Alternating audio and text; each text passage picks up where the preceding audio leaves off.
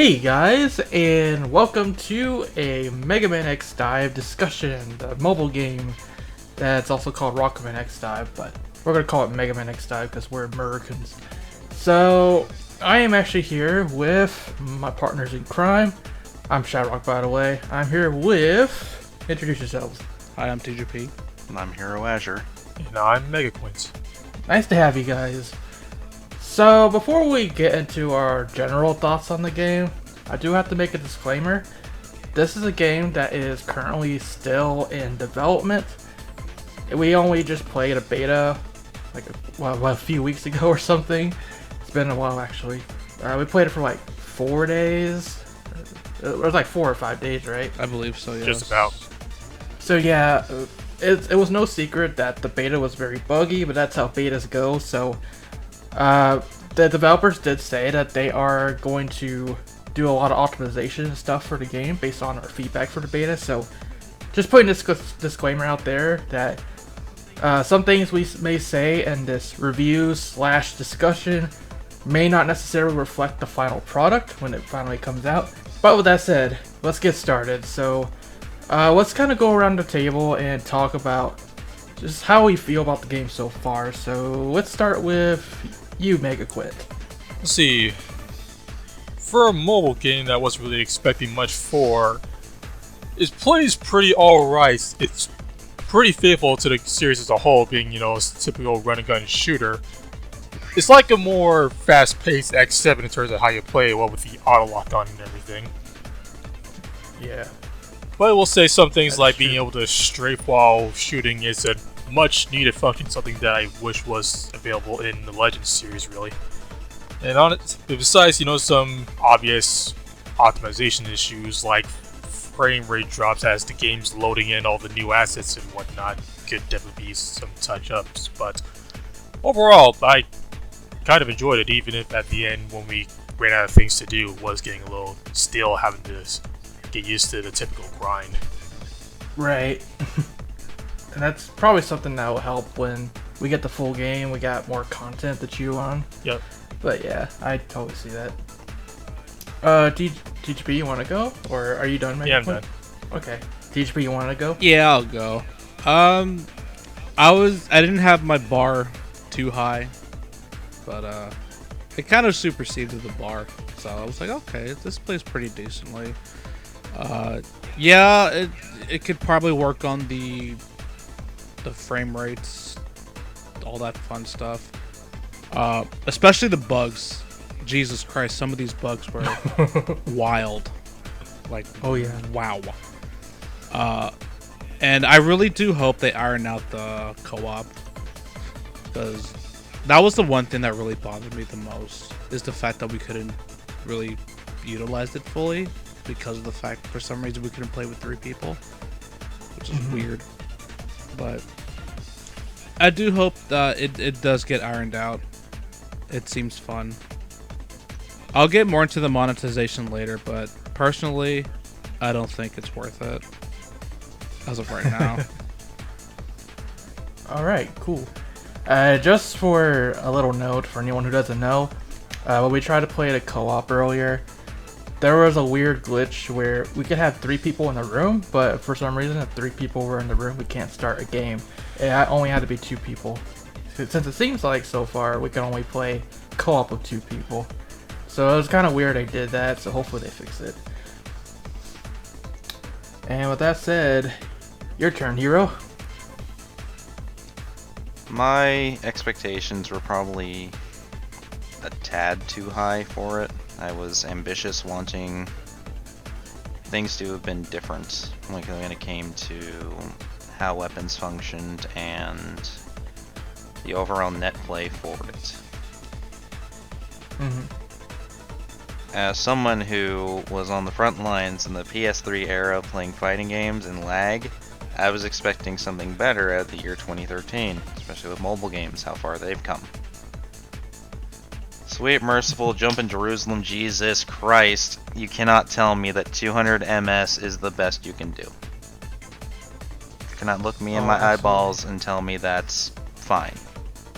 So for me that was unacceptable, but it was playable for the most part until you look at the time where I think it was still 200 ms, and then this guy killed me like 3 times back to back after respawning.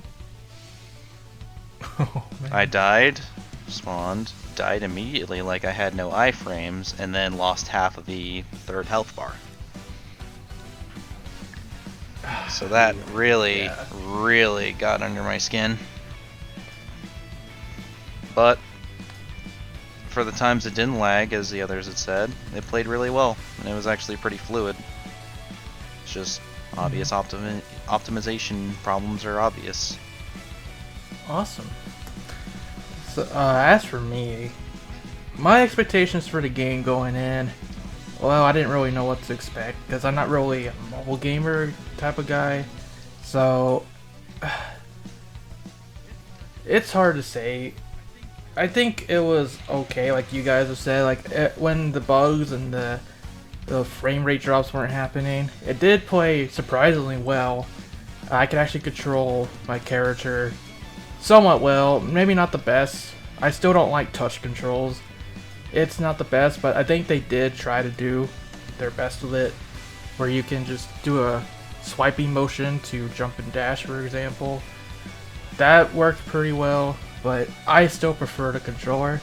The only thing is, I wish they would put some more controller support in there. Maybe they will later on, because I know I was using my 8BitDo SN30 Pro controller, and it worked, but there were some weird things, like I couldn't map buttons to L2 and R2, I couldn't put movement on my D-pad and stuff like that.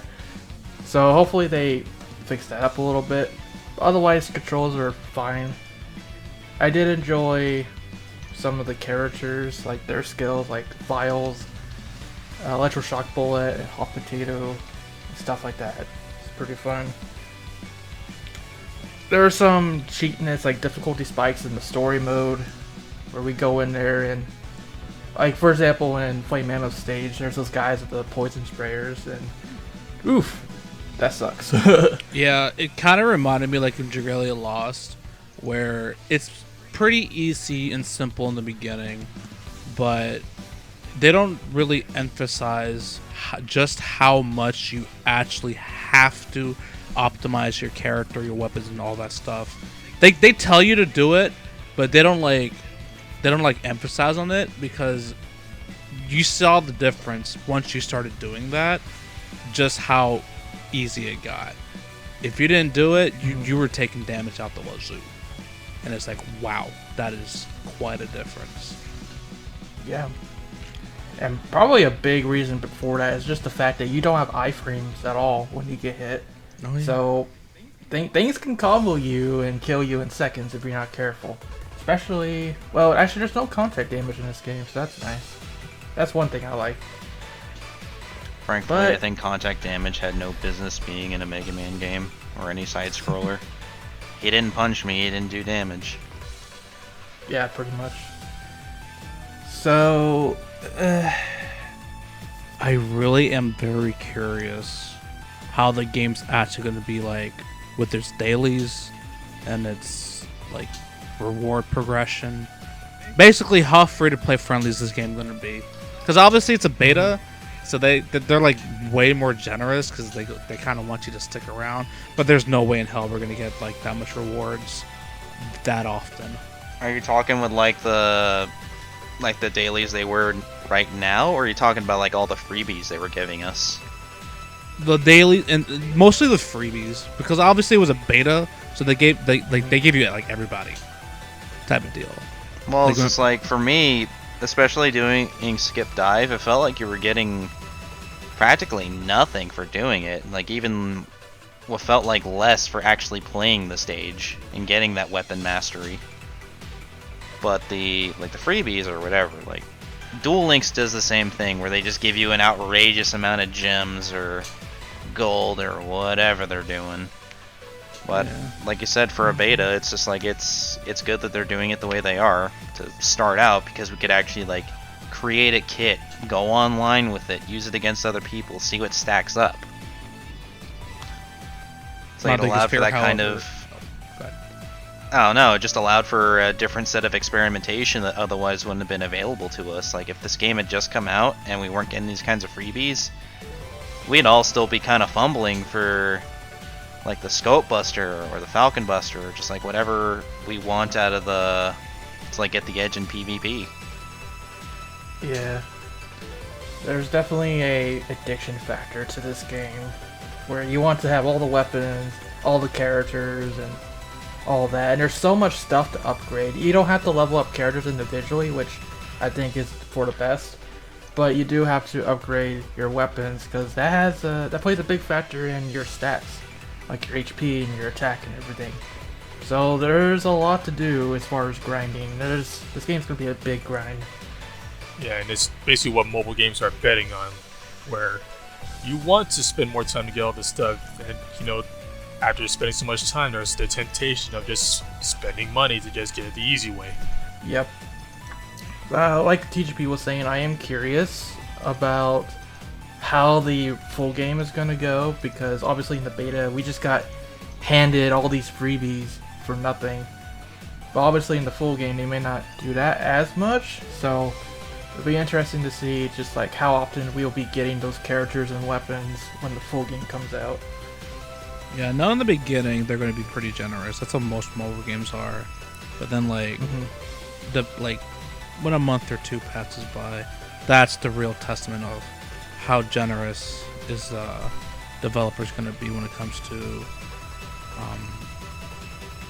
giving out stuff, and then how grindy the game could potentially be once we use up all the free stamina stuff, because I think we all felt it, like, what, the second or third day when we ran out of the items to refill our stamina, we couldn't do anything.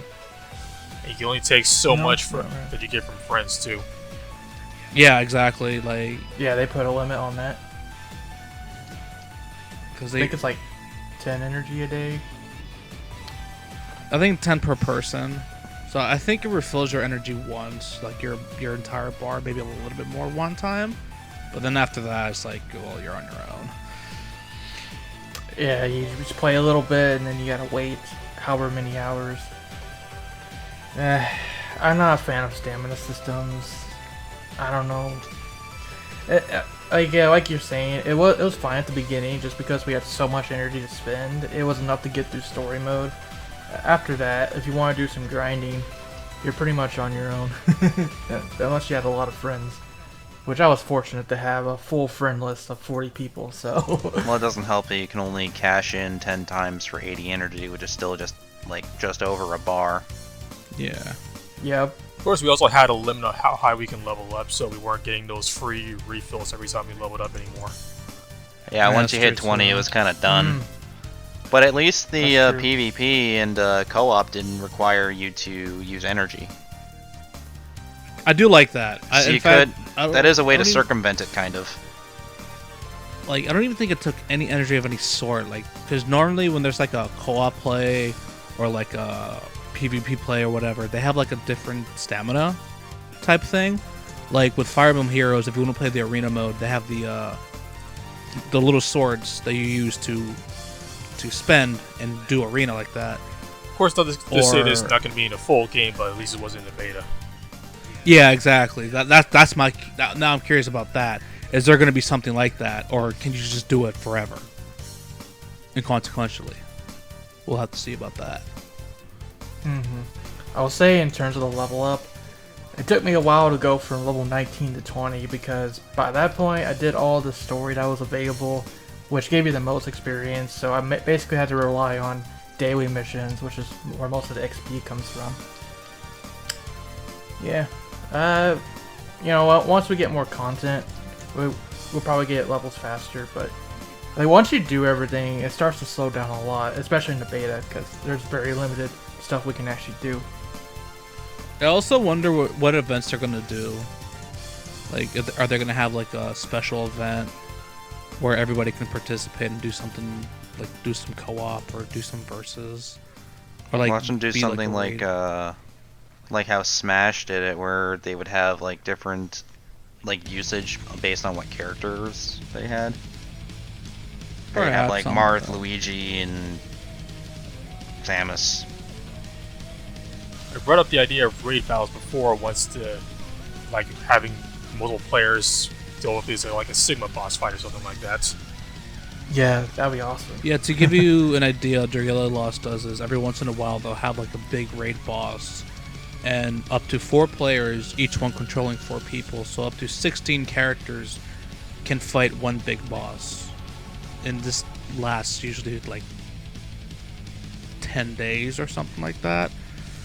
And then they have like other types of events where they have like a wave, like wave content, like horde mode, where like enemies just keep coming wave after wave type of thing.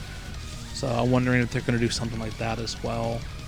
Or I would assume when it comes to speaking in Mega Man terms, maybe there will be a boss gauntlet type thing, maybe a Jacob Ladder-esque type thing, or Jacob Elevator, I mean. So. Oh yeah, I can see that being a co-op stage. Battle counts co-op as it is right now is already basically a horde mode, since there's not really much platforming in it. Yeah. Yeah, I mean, co-op is fun as long as you can actually make a room, because of the whole 3-player thing. But past that, it's all right. Like you said, it's pretty much a horde mode. There's very limited platforming. You're just kind of going around with your buddy and busting enemies. But there's some jankiness to it, like a lot of X-Dive so far. Or, for example, if your friend reaches a certain area first, your character just teleports down to where they are, and it's like, wait, where'd I go? Oh yeah, it's very disorienting sometimes like that. Yep. And then there's that glitch we saw on the Floating Ruins stage where sometimes the floor is just not there. It has to render in. I actually had a different glitch happen to me once, where for some reason my partner was able to progress, but I wasn't. But every time he went to the new area, I would teleport there, and after we finished defeating all the enemies, I would get sent back to where I was stuck, but I still couldn't move back. Oh my god. That's awful. It also made it so that we couldn't actually finish the stage too. Yeah. That I think I encountered once. I did encounter that a couple of times where I don't know if my partner disconnected or whatever, but there's just sometimes I could not complete the level because my partner just disappeared or something else happened. Yeah, I think they really underestimated the player portion of the game, not the solo version. Like the solo was fine, but when it came to like connecting to other people, I think they underestimated that severely. The online is just bad right now. It's like 200 ms is all you can do. Maybe it's because the servers are probably in Taiwan, because that's where the game is being made. I'm curious to know how Taiwanese players, their experience with the online. Oh, that's true. But yeah, but for those of us in America, we had 20 ms, and that's all you could really do, and it was very janky. Like for example, in player versus player mode, you just have you'll be taking damage from seemingly nothing. You're like, wait, what? Where's this damage coming from? And as it turns out, the player on the other side is actually attacking you. You just don't know it because it's not showing on your screen. Which can also cause problems if you happen to pick up a health pickup and die at the exact same time. Yeah. As we've demonstrated before. Yep. One change that Rockman X DiVE has already said they're going to add is invincibility time after you die. So at least camping won't be as much of a problem, hopefully. I think we need some sort of invincibility when we hit. Yeah, I agree. Like, I don't know why. Like unless like you include like a status, then maybe not then. But if you get hit like with a regular slash or regular combo, whatever, you should feel some sort of invincibility. Something like the regular games. But we'll see how that goes. Yeah.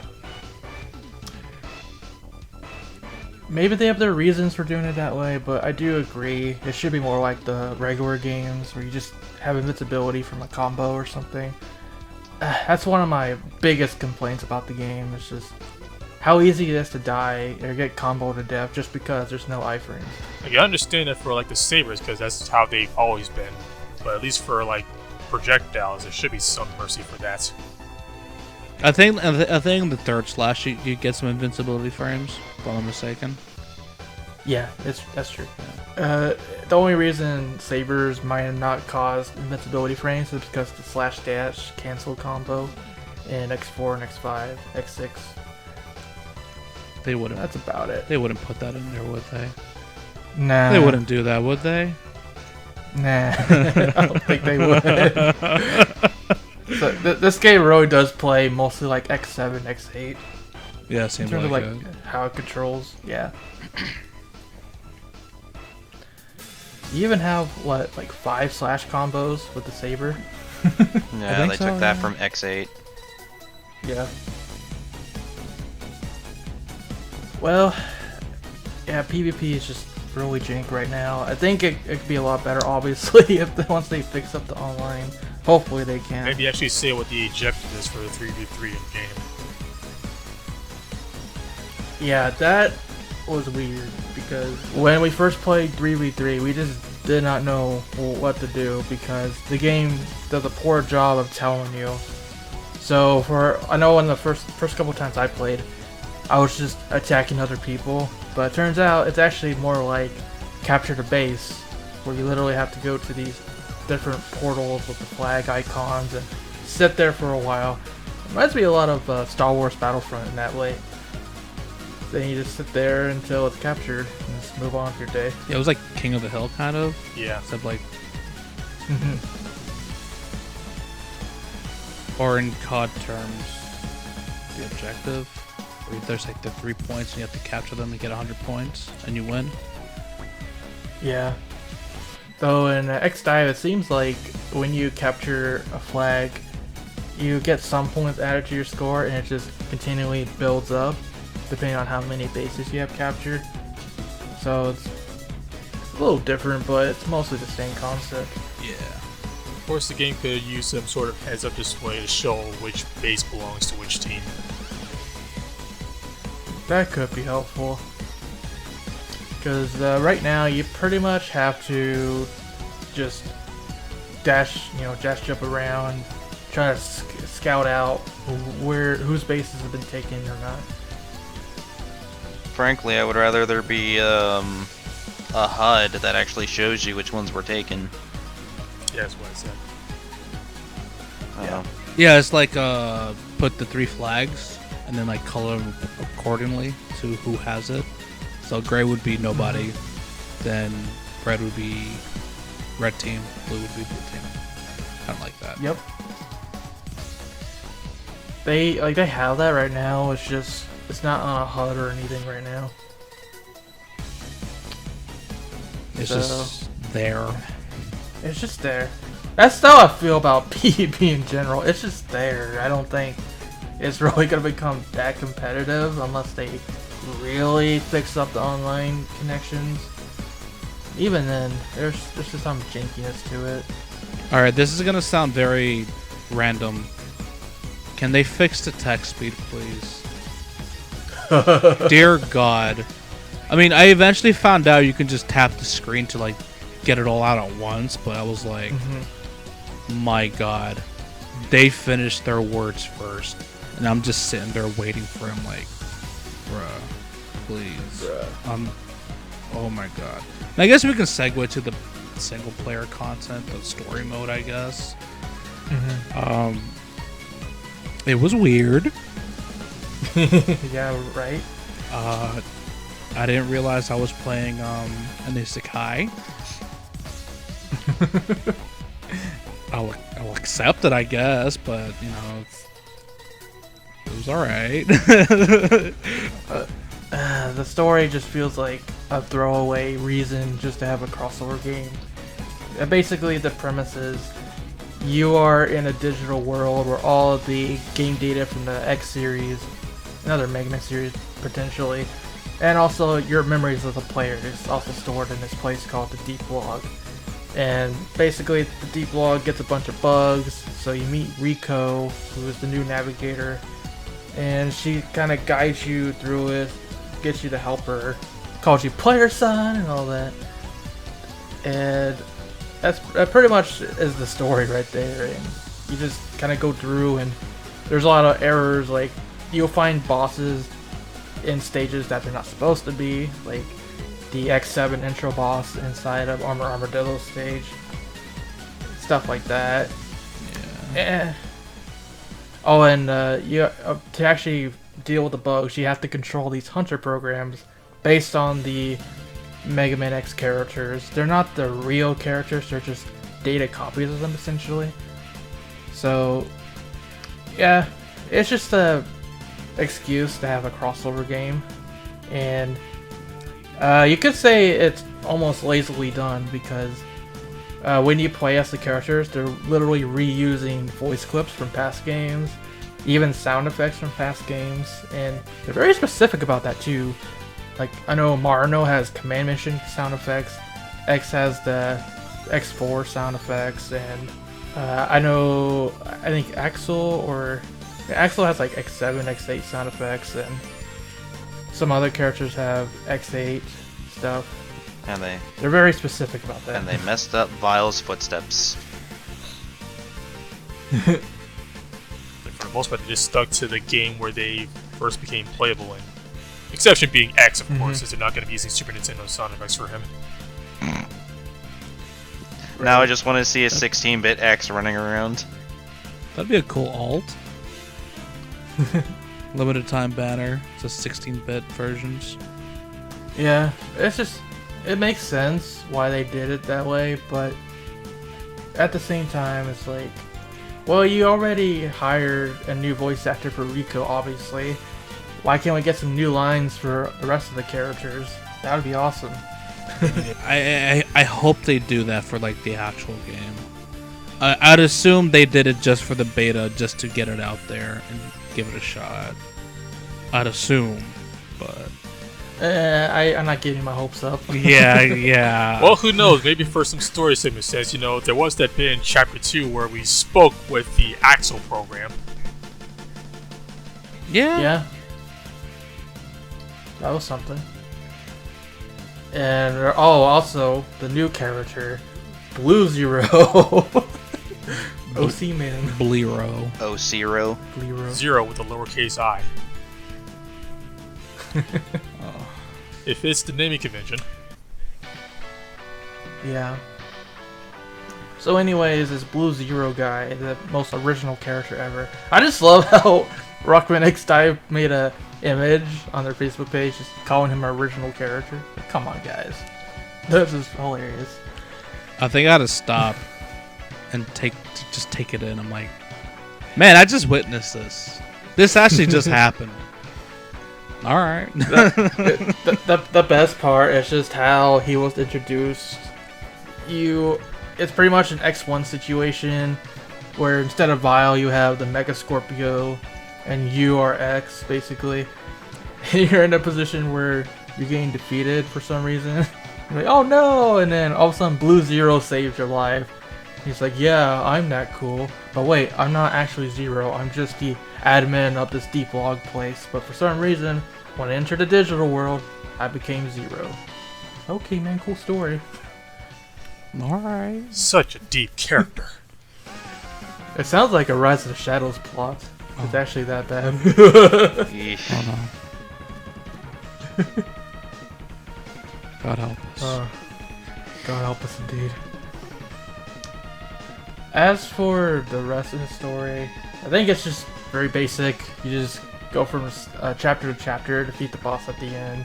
Some little dialogue between Rico and potentially other characters. It's pretty simple overall. I get the feeling how they're gonna do it is they'll release like maybe 6-7 chapters right from the get-go, maybe less, I don't know. And then like obviously over time they'll release like a chapter here, a chapter there. I'd assume the banners or whatever they want to call it to summon characters will correlate to that in some way. Yeah, like Proto Dude has been telling us, this game is going to be ever evolving and always adding new content.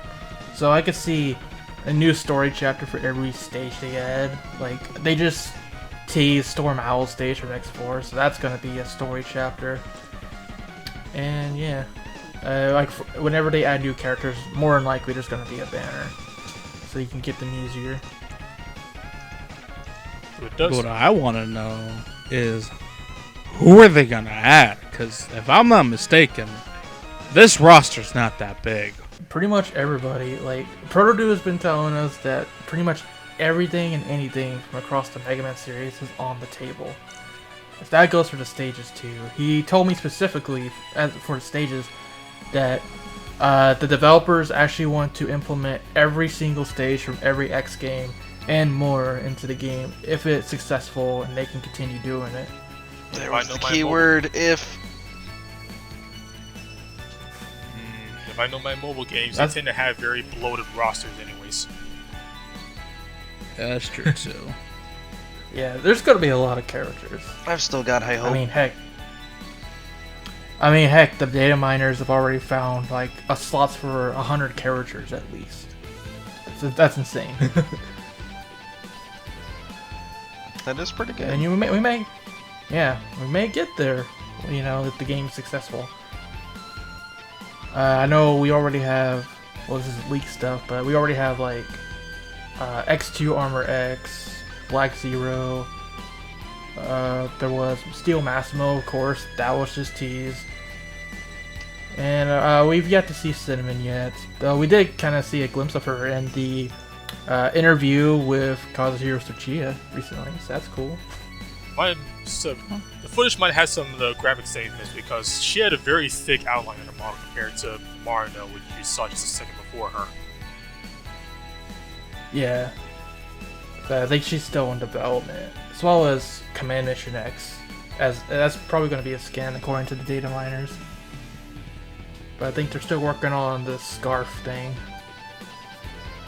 That's definitely going to be the biggest stage when it comes to future, variations of X. Like, what's going to be considered a skin and what's going to be its own separate character. Yeah. I'm thinking the different armors are going to be different characters. Yeah, they're going to be alts. That's how I think they're going to treat it as. Which that in itself is... how are alts going to do? Because... Like, for all we could... Like, all consideration, the fourth armor could just be a different skin for the ultimate armor. Probably. Yeah, it could be. Like, a person can take so many alts of like a particular character. Like, because sometimes it gets to the point where they get the alts too close, and people get annoyed by that. So I'm hoping they don't do that. I'm hoping they space it out, and they like kind of don't go too crazy with alts. Oh boy, I'll always try to introduce new characters. Unless you're Ash Paulson, he'll eat them all up like candy. Piece of candy.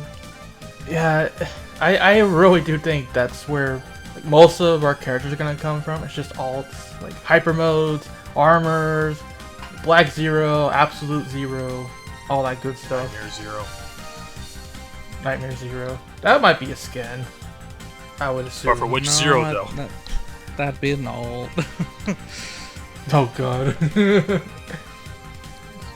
What about Absolute Zero? Yeah, I said that earlier. Am I just like deaf Just ask today? Camilla from Fire Emblem how many alts she has. Oh boy, I hope you're ready for the wedding armor. Oh my god. I wonder if they would actually go that far. I think so. It's a mobile game. They have to. If not for the characters, it'll be for Rico. We're getting summer alts. We're getting Halloween alts. Maybe. That's a big maybe. Summer. Definitely getting summer. They're gonna bring back the rock babes and bathing suits from the X collection. Expect X and Vile and Zero and like banana hammocks. Something like that. You use a hammock as your weapon. Or like boxer shorts or whatever. Yeah, they can do that. Like, oh, it comes with an exclusive weapon, the surfboard, or like, or like a beach ball. Well, heck, we already know we're like getting one of those- ZX in here. We can do all the variations for the other Mega Men, like freaking Ash Yeah. Ale. Yeah, that's another big one that's coming up. Is apparently there's gonna be a lot of crossovers with like pretty much all the Mega Man series. We already have stuff in the data mine for Mega Man 00. There's classic Mega Man, Proto Man, and perhaps Kalinka from Rockman crossover. So yeah, that's kind of crazy. I just hope they don't do their events like they did that contest. Do you want to talk about that very quickly? About the contest? Yeah, let's talk about the contest. That was weird.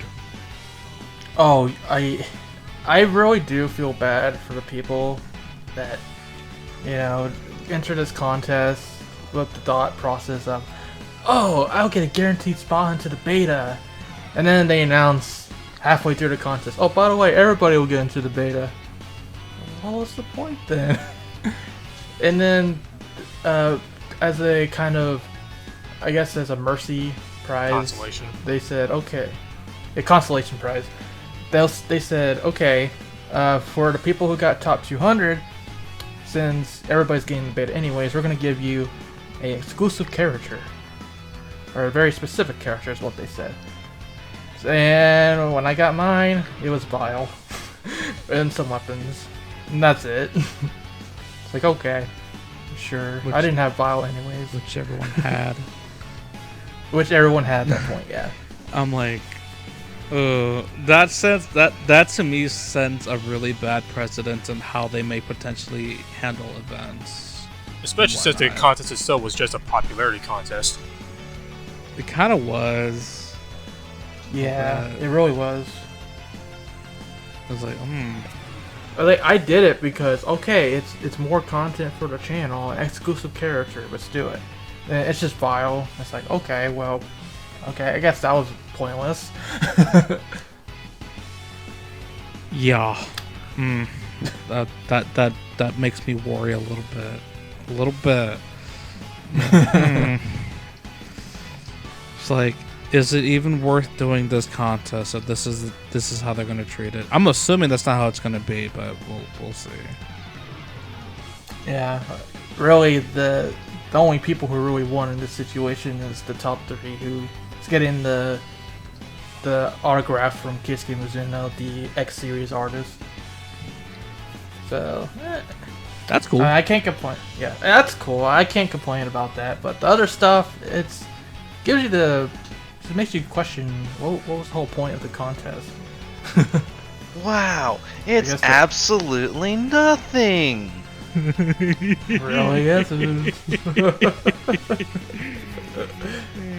It's like he wasn't gonna do it, I was. Yeah. Yeah. Let's just stick to retweet campaigns. Those Yeah, are right. fun. Everyone's doing them. Retweet and I'll give you a free character. We wouldn't reached go that 10,000 far. retweets. Everybody gets free medals. Yeah, they would do something like that. They'd do like, They might. because Dragalia does it. Fire Moon's been doing it too. They're like, oh, answer these questions and you can get free stuff. We'll send them to you. Things like that. Or, oh, Yeah. retweet this, and if it gets this many retweets, you get a bunch of free stuff. And I'm like, oh, okay, cool. I like free stuff. Yeah. You want to talk about the characters now? Yeah. So how many characters are there in total? I forget. In the beta, there are 8 characters. There is Mega Man X, Ultimate Armor X, Marno, Alia, Axel, Zero, Vile, and Palette? who am I forgetting? Palette, yeah. God, see, that's how much I used her. 'Cause I don't remember her at all. Damn. Yeah. You know, the other confirmed characters who weren't in the beta, we've also got, Ferrum and now Massimo and Cinnamon. Yeah. So, There's a lot more coming down the line for sure.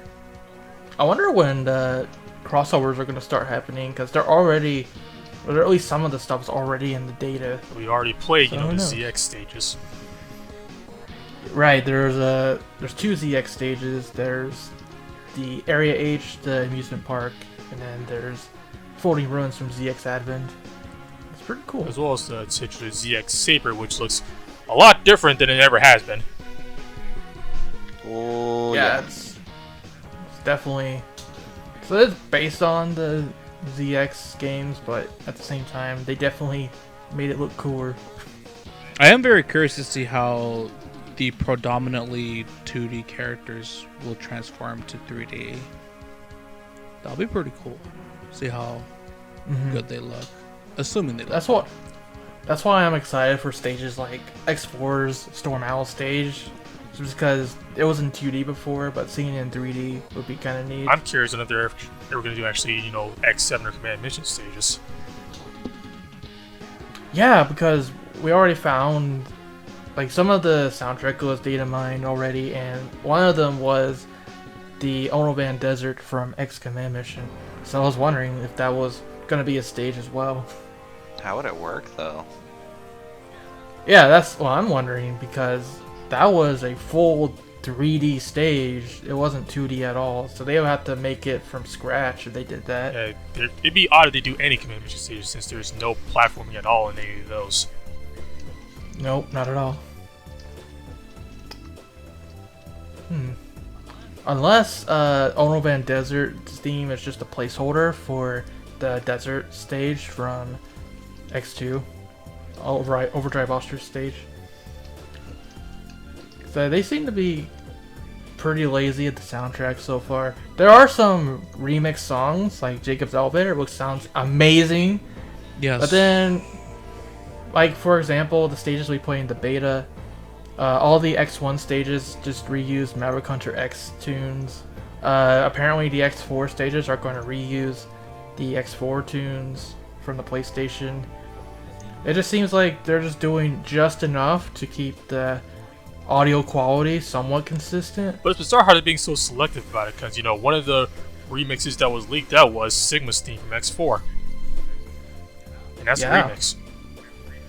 That is a remix. Yeah, I'm going to assume, like I said before, the beta is just reused assets.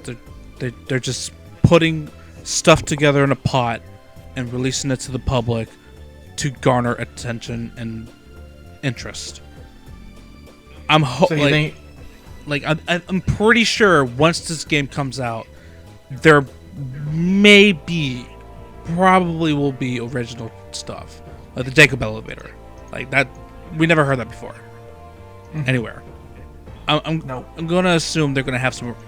They're gonna have probably not everything, but for the most part, original stuff. I'd assume. I hope. One of the cool remixes we saw, which hints at a stage, is actually Woodman's stage from Mega Man 2. It's like, whoa, that came out of nowhere. It did. Oh, yeah. Yeah. And I'm just wondering if these crossover stages would be relegated to the co-op and PvP, because we've only seen the ZX stages in those modes, but not in story mode. So I wonder if the X stages will be story mode only, for the most part. It really depends That'd on be what the lame. story decides to focus on. Yeah. I could definitely see special story chapters for the crossovers. I think so too, but you know, kind of thinking about it, I think it might go towards the X route for the story. For sure. It's like, so, you know, we never saw a ZX story chapter. I thought it was very interesting that the ZX stages were only for the multiplayer modes. You know, you brought up Overdrive Ostrich's stage earlier. Imagine if they actually did implement ride chasers. They implemented the mine carts and Armadillo stage Boy, did they! That for was one stage. that was fun. And They tried Jenks. it. They tried at Off. least. It was janky, that's for sure. It's like, I remember these being quicker, but made me lose 50 billion frames. And now this is like super slow. And Well, anytime that's you just- jumped off, you just get flamed forward.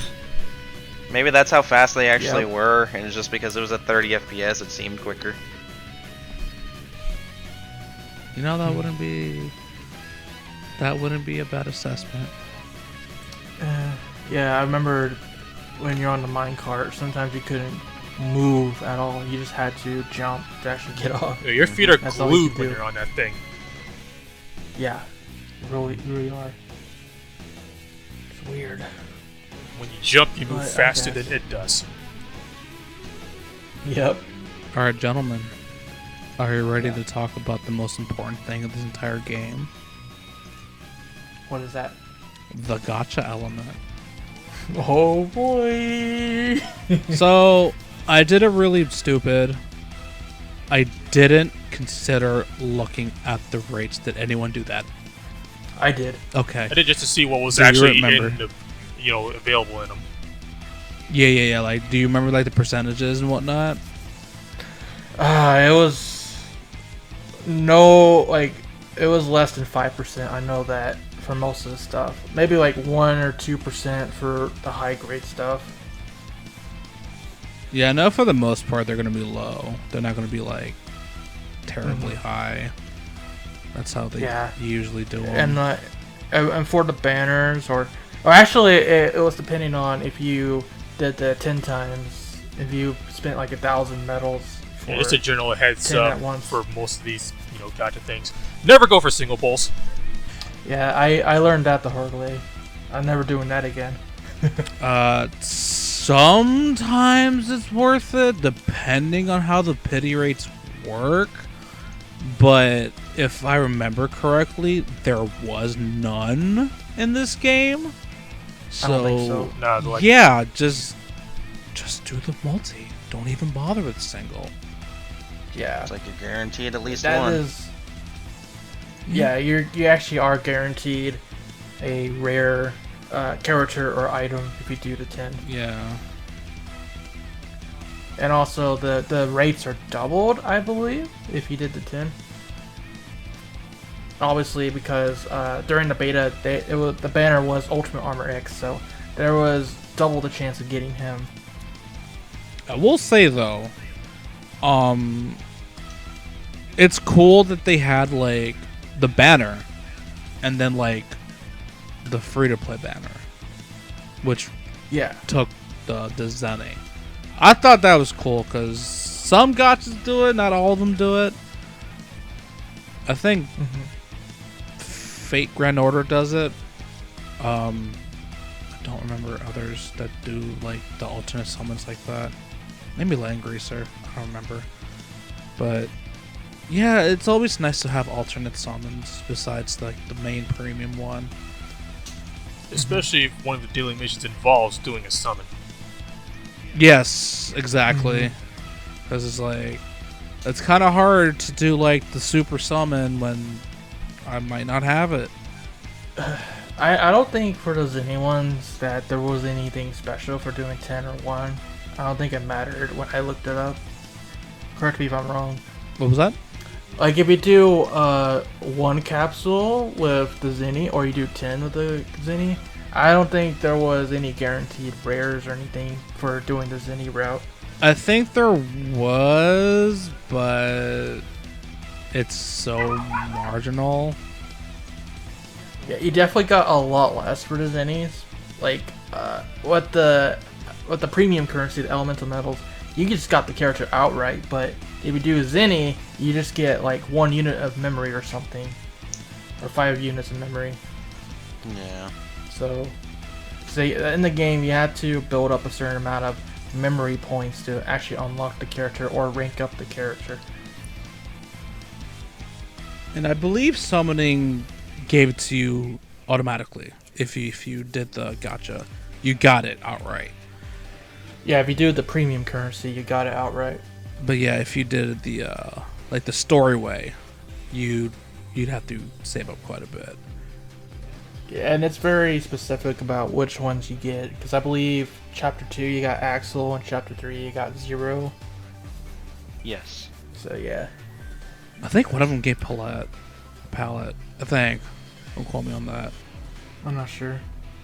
I'm more triggered. He said Palette. Palette. So TGP, since you're the mobile gamer out of us, Uh-huh. what's your assessment of the gacha in this game? I mean, I'm afraid how they're gonna do the balancing and whatnot. Because I'll be honest with you, from what I've gathered in the 8 characters that were available, the only character that was really worth using, in my opinion, was Vile. Maybe Ultimate Armor X, but I think even Vile was better than that. Palette's still Like unexplored. everyone else felt very meh. So it's like, I'm kind of worried that their balancing is going to be kind of weird, and Yeah. I'm also worried too how they're gonna like, how often they're gonna like, I don't want to say break the game, but like, you know, sometimes they'll release something and it changes the meta. Sometimes it changes, it's like, okay, that's pretty cool, I guess. Sometimes it's like, what's the point? And then other times, like, wow, that's busted, bruh. Right. So, I personally wouldn't spend money on this game unless they're like, yeah, we're just gonna give you like 2 gems a day, if I think about it. But that'll have to be. It all depends on when the game comes out, how much we get per day, and whatnot. And they definitely do have that thing where they have the free summon, and then they have the premium summon, which you can only do if you buy the currency. And it seems like it's gonna be the same too, which I hate that. I hate that so much. I'm like, change it, make it look different or something. Like, come on. Yeah. I think Masters does it where it looks the same. I'm like, stop. Make it look prettier or something. Yeah, it's not really an event when you get a character like Ultimate Armor X. It's just, oh, here's a tiny little icon. It's like, oh, cool, I got it. But there's no special animation or anything. I'm going to assume that's when the game comes out. It was very disappointing, I'll be honest with you. I was like, yeah, it was just, oh, cool, I got it. Where's my super animation? It's just like, ploop, there it is on the screen. Yeah. Just look at them. I'm like, okay, I guess I'll look. It's like, cool, I got the character, but it doesn't really feel special or like an event. Everybody loves their very flashy animations. Oh yeah, that's part of the draw of mobile games. I'm trying to think of who does it good. Masters does it pretty. I think it's pretty cute. Has a little Porygon phone and like does crazy stuff. Fire Emblems is kind of disappointing. It like, you see the orbs go into the stone, and then you see some farts, or you won't see any farts, and you just see the screen fade to white. And, oh, there it is. There's your guy. Dragalia does it pretty cool, where there's actually several different animations. Like, if you get like nothing good, like you just get like the most common thing, then nothing happens. But say you get like a rare thing, you'll see some doves flying out. And then if you get something rare, like the highest rarity, sometimes you'll see some dragons drop some gems, or sometimes you'll see like the stone in the background glow a rainbow color, or like sometimes you'll just see like crazy, funny, cool animations. So I hope DiVE does something like that, where you see really cool animations and whatnot. I don't know. We'll see what they do with it. Heck, for a general summoning animation, they could probably just make it like one of these stage intros. Yeah, that would be pretty cool. Something like that. I will say the animations in the character select screen Like when you select X, he does this awesome animation that's kind of a obscure reference to his original artwork, where he's riding on that jet and it transforms into Ultimate Armor X. It's just so freaking cool. You know, that could be something they could go off on for doing special animations for characters that you pull. But with the character select screen, you kind of see the animation even if you don't have the character anyway. So another actually, not that you mentioned that. Another thing that scares me too is you don't just pull characters; you pull weapons. Yeah, you do. And like, what's going to be the balance of character per weapon? Like, imagine you're trying to pull a limited timed Layer, for example. Let's just use her. She's in a bikini, whatever. But they have like these other weapons. Do you know how upset you'll be if like you just keep pulling the weapon but you never pull Layer? Well, what's the balance? What's the balance like between for like in Dragalia with characters and dragons? Well, see, okay, this is the funny thing. So when the game first started, it was dragons, characters, and something called worm prints. Everyone hated pulling a worm print. Everyone hated it. So what was their answer? Hey, we're going to take those out of the pool and you can only pull adventurers and dragons. Now, obviously this game has been going on for like a year, so it feels kind of bloated. And truth be told, that's also because Dragalia is kind of weird and they only have like I think like either 3 or 4 limited banners, and they've had a bunch. So it's now entering to that point where the pool is very bloated. Now, I mean, when it comes to like a banner that comes out, yeah, like the featured character, the featured dragon will be like at a higher rate, but you're gonna get to that point where you're gonna be pulling a lot of like stuff that were there before and you may not want. And Fire Emblem has that problem too, where they keep adding the new stuff. The limited stuff, of course, is not there. When its time passes, that's it. You lost your chance. They might come back later, but in the regular banners, they won't be there. But it's getting to that point where it just keeps adding and adding and adding to the point where it's getting harder and harder to get your stuff. Like the one that you're actually looking for versus what's been there. Like, they actually did something recently where they took away the 5-star exclusive characters from year 1. Or book 1, I believe. So any 5-star that were released during that time are taken out of the pool. They'll come back and like say there's like a rerun of a banner, or maybe there's like a special banner that there's like it's featuring this skill or it's featuring this special whatever. They'll appear in those banners, but say there's a banner with brand new characters, like I don't know if you've seen it, but there's like they show off a trailer with like a limited banner or just like a story banner and has like 4 new characters and things like that. They won't appear in those banners at all. Okay. So that's kind of my fear with this game as well. At first, obviously, when in the beginning, there's not very many, so it'll be easier to pull your stuff. But as time goes on, there's going to be more and more and more and more characters being added to the pool, and weapons, also weapons. And to go back to that question with Dragalia, I want to say it's almost like 50-50. Maybe lean an advantage towards the adventurers, or no, towards the dragons. It's kind of there. It's kind of in that range where it's like 50-50-ish type thing, and they don't add very many. Like because there's 3 stars, 4 stars, and 5 stars. They hardly add 3 stars. They sometimes add 4 stars. They mostly add 5 stars.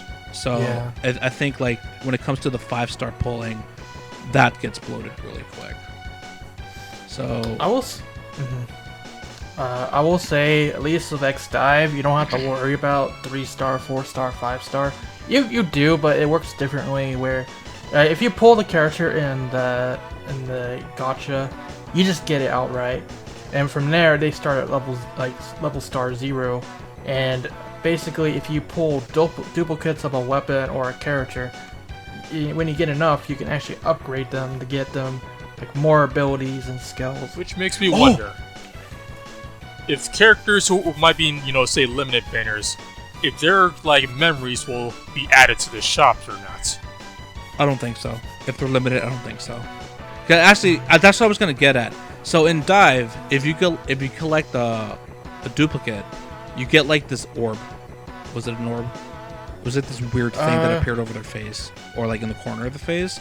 And then it had that. Oh yeah. Remember, it had this weird shop, where it's like Yeah. it seemed like you can buy Ultimate Armor X. I'm like, when I first saw it, I'm like, what is this? I've never seen this in my entire life. I'm like, oh my god, you can actually buy them. But it wasn't the case. I mean, yeah, you can. You have to buy like 40 of them or 20 of them, I think it was. They're like, depending on the rank of the weapon or character, it's gonna be very, very expensive. Yeah. But that's a cool option. I actually do like that, because like, so for people who don't want to pull for the character as much, they can have the option to buy the memories. The alternative will also be the lab, since you can also get some of the memories from there too. Yeah, that as well. But I do wonder how many characters are actually going to be in there, since we know X and Marino are there in level 1, and you see Massimo in level 2, but how far does that go? Yeah, exactly. I'd assume it's going to stay very free to play. Like when it comes to like the limited characters and like maybe even the, I think maybe it'll go as far as rare. I don't think it's gonna go to like the gold. Maybe when you get to the really high levels, maybe. Yeah. So I know that was my plan during the beta for Ultimate Armor X, because I could not pull him. So I got like Vial for free because of the contest. So all I really had left was Ultimate Armor X. So it's like, okay, I'm gonna save up these weird orbs to just buy them outright. And I do appreciate that is an option. Also, don't forget, these characters do have merges, in a sense, where you have to unlock each star with the memories. Right. So yeah, the more memories you get, the more they can be upgraded. So if I'm not mistaken, I think 5 is the highest you can go. I think it was 4 actually. Or maybe 4. And each time you upgrade, it gets more expensive. Yeah, exactly. So, but each upgrade does give you new boost to your skills. Yeah.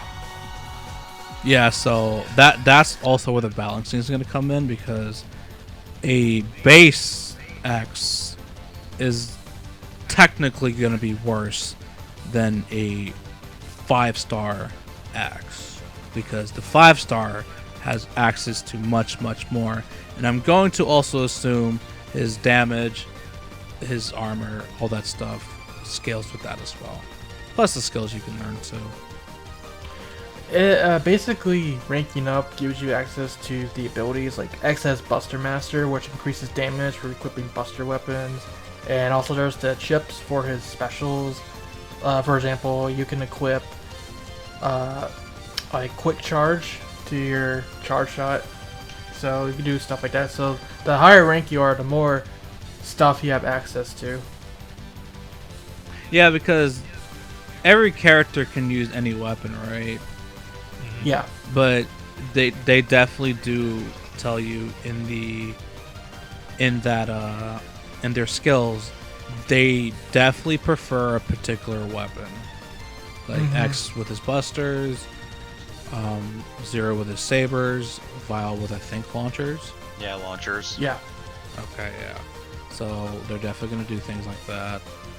I wouldn't even be surprised if they're like, oh, these newer characters that come out, oh, they can be good in 2 things. They can be good in 3 things. Maybe all the things. I don't know. Maybe they'll even add new weapon types. So who knows? But, you know. Well, you already got a wide variety already between busters, sabers, dual pistols, which we've seen in one of the data image leaks, as well as knives. Yeah. We're gonna get heavy weapons for Massimo, as well as like whips for Ferrum. Yeah, that's one thing that was kind of missing in the beta is some of the default weapons for characters like Axel or Marino. But they were in the data for data mine, so they'll probably be there for the full game. That's crazy. Yes, there's gonna be a lot of weapon types. And one thing I do enjoy about XDive is seeing all the characters with these different weapons equipped. Like, I can't wait to see Cinnamon with a Gatling gun, for example. Or with Massimo's That's a lot axe of now. fun. Yeah, right? We're seeing someone as big as Massimo doing freaking flips with sabers. Ray does a pizza cutter. Yeah, everybody does the pizza cutter. It's amazing. Wow. Oh man, that's like really the draw of XDive is just having all your favorite characters together and potentially all the characters from other series being in the same game together. Then you have all the different weapon types, so you can see a lot of different animations for each character. And it's really just a big fan servicey game. That's really what it boils down to. I can't wait. Yeah. I'm thinking of what if some of the other rival characters will be playable, like say Bit or Bite or Dynamo. I would assume so Yeah. at some point. I mean, we have Vile. Yeah. That's Like we've been saying, pretty much anybody is on the table. I wouldn't even be surprised if we play a Sigma. Oh, I think that's only a matter of time. Oh yeah. Maybe like completing the story mode or something will unlock him, or he'll just be part of a banner. Watch them reuse the Marvel Infinite model. Oof. Or if the raid battles happen, like MegaQuint is predicting, maybe Sigma can be unlocked through that somehow. We can play as the Reaper Sigma, or the Buzz Lightyear Sigma. Well, we already got a scythe weapon in the game. Yeah, we do. We definitely do. Like, this is gonna be fun. Waiting for it, and I just hope the grind is awful. I just hope it's if you're gonna make it grindy, at least give me plenty of that energy at a decent rate. Don't drip feed it to me, because that'll turn people off. Like if it's drip fed. Yeah, the waiting time is a little insane for the energy. You have to wait, I don't know, like I think it was 8 to 12 hours to refill the whole thing. Yeah, see that's the weirdest thing about the way they showed it. So the time seemed really long, but that's because it showed you the time for the entire part of film. Normally they show you like per point. So if a point takes like 5 minutes, then it would show 5 minutes, and then when it gets to 0, it goes back up to 5 minutes, and your stamina goes up by 1. At least that's how it should be to make it easier. If you see like, I'll see you in 80 hours, and I'm like, bro, what? What am I gonna do? Oh god. So I hope it's cool. If I had to give this game a rating, I say 6, 7. It's average. Yeah. But boy, those bugs. Oh my god, those Boy, bugs. Please. Okay. What were some of your favorite bugs? The one where I went inside Rangabanga. The one. Oh my god, that was great. The god mode where you're just flying in the air and nobody can hit you. I did it as Marino. I think someone here did it as I pulled it Axel? off as Vile. Yeah. Like I think the glitch went if you happen to use a skill that moved you, and I think you got hit. If it stopped your vertical stayed. momentum and you died, you'd respawn and you'd just be floating. Yeah. You're just It would be better if we be T-posing through the air, but close enough. How about my invisibility bug where I disconnected before the match started, but when I booted up the game, I came back and I couldn't die. Oh my god! Actually, you just reminded me. That's weird. Like sometimes you'll connect into a match and then you get disconnected, and then when you get back to the game, normally it just disconnects you from the match, and you're like, okay, we'll go back to the main menu. No, it just drops you right in the game. I'm like, whoa, what? I'm like, oh, wait, hold on, I'm not ready. Yeah. Like, I did not expect this. Actually, that was I've never seen. That was also part of the whole glitch me and Hero had against each other, where he died as soon as he picked up a health pickup, and he wouldn't respawn. But then he disconnected, reconnected to the game, and got put back into the same match. But then I couldn't kill him until I died. And keep in mind, that's when you close out the game, restart the whole game, and he's like, "Okay, come back in." Like, what? I'm not gonna lie, that's very impressive. Like the fact that it puts you back into the match, like when the app closes and everything, that's really impressive. Yeah, the server just remembers what you were doing last time. That's one way to repair rage quits. Yeah, it's like, do I think that's cool or do I think that's weird? Like, I don't know how to feel. I don't know. I think it's good they try to put you back in the action. Yeah. That's what I mean. It's like, it seems, it does have its positive, but it's like, at the same time, too, it's like, I never seen a game do that before, that's for sure. But at the same time, that also means that the other player would have to wait for them to come back, too. Yeah, since when they're disconnected, you can kind of just go over there and kill them. Actually, I think League kind of does that, where if you get disconnected, the game still goes on, and it tells you that so-and-so disconnected, and you can reconnect. Actually, yeah, I just remembered that did happen in another one of ours, where I disconnected, but my character remembered my last input, so he just kept running. Yeah. Oh my god. Yeah, that's fun. What are we talking about? This game's great. Yeah. Oh, and I know this is mostly an Android thing, probably, but please let me use a pad. Let me use a pad.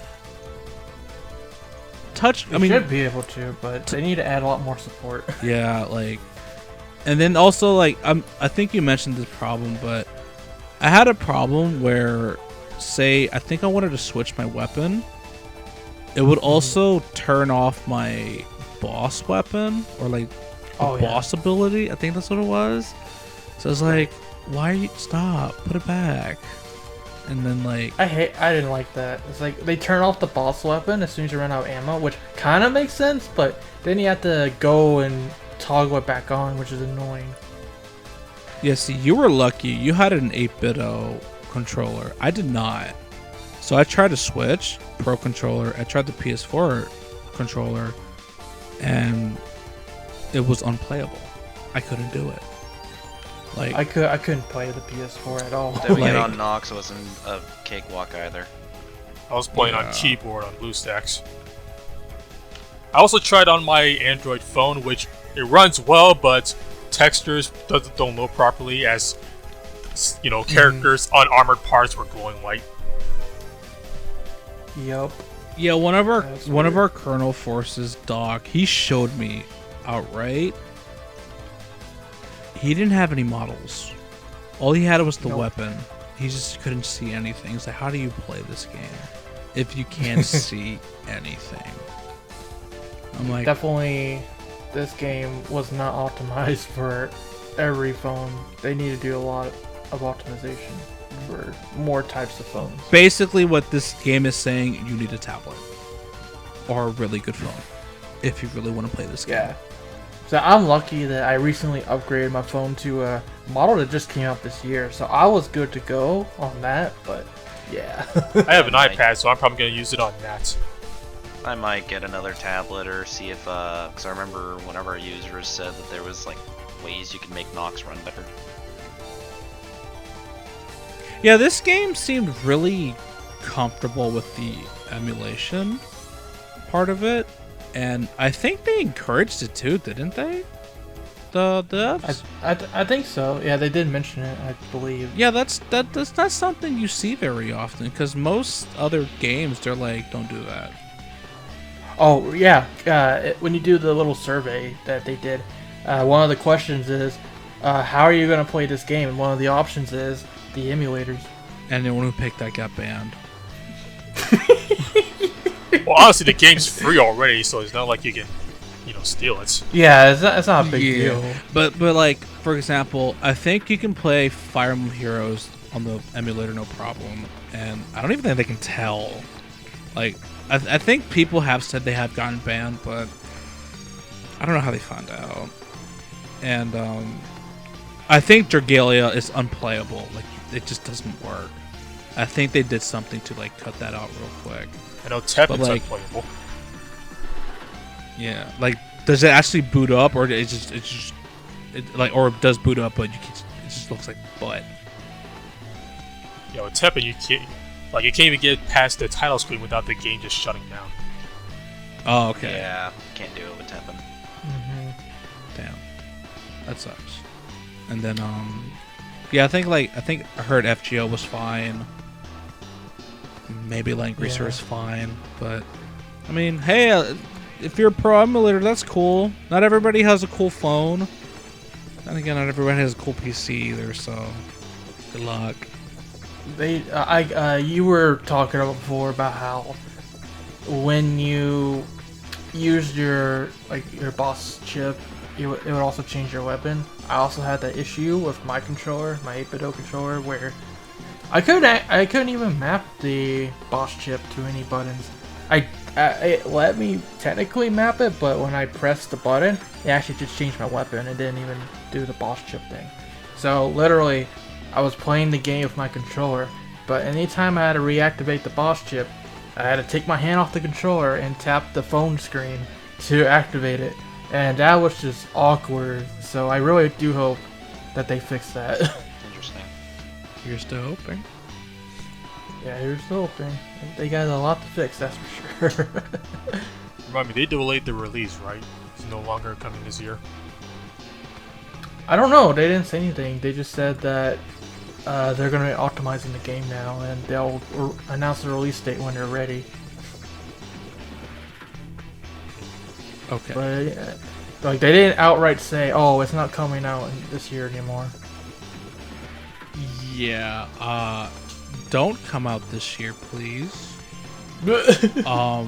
Actually, take your time and work the game out, please. I'll wait till 2020. Are you all willing to wait till 2020?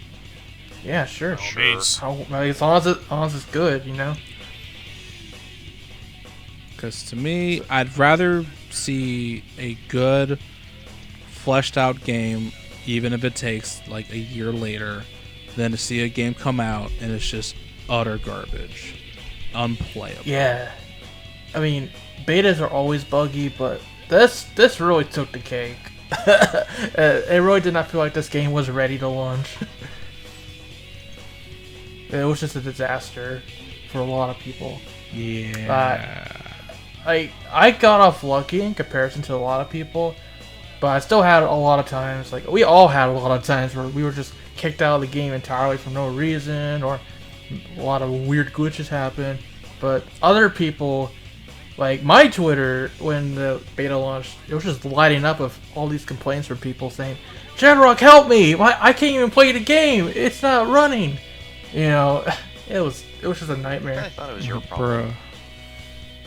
Yeah, I'm like, bro. I just play the game. I can't help you. Yeah, I know. They were messaging me like I'm a developer. Like, no, I don't. Like, I don't even work for Capcom. Bro, I just play the game. Bro, I just love Mega Man. I don't know what to do. Yeah, I really do like that about how a lot of people just assume that we know all the little Capcom secrets, like we're an employee or something. That was me during the time when Fully Charged was airing. Oh my god. Oh. Yeah, since I was uploading those, trailers, it's region locked on your official YouTube page, people just assumed I was part of the staff. So they kept asking me where the new episodes were. One example stands out to me recently where I foolishly use NT crates and Mega Man in the same sentence. And all of a sudden people are like, oh my god, you know about ZX3, don't you? No. That's not even what I was talking about. Oh my god. That was just... Like, literally every comment. Oh, ZX3, ZX3. Well, you guys are going to be disappointed. Jesus. People thirsty for Mega Man games, that's for sure. I don't blame them, truth be told. I really don't. I can't either. I can't They left either. us starving for 8 years. I don't learn that. Yeah. We all saw that trailer for Mega Man 11. We saw that fat gap. Conveniently over a pit of spikes. Yeah. Mm-hmm. Also, So you guys... go ahead. no, I was gonna say, can we appreciate the fact that spikes don't actually kill us? Or pits? Oh yeah! That is true. Same with pits. You just take damage. It's pretty much like Rookie Hunter mode in X Collection. Yeah. I'm a rookie. Yeah. So, because I know in this game, you only get one life to do the whole stage.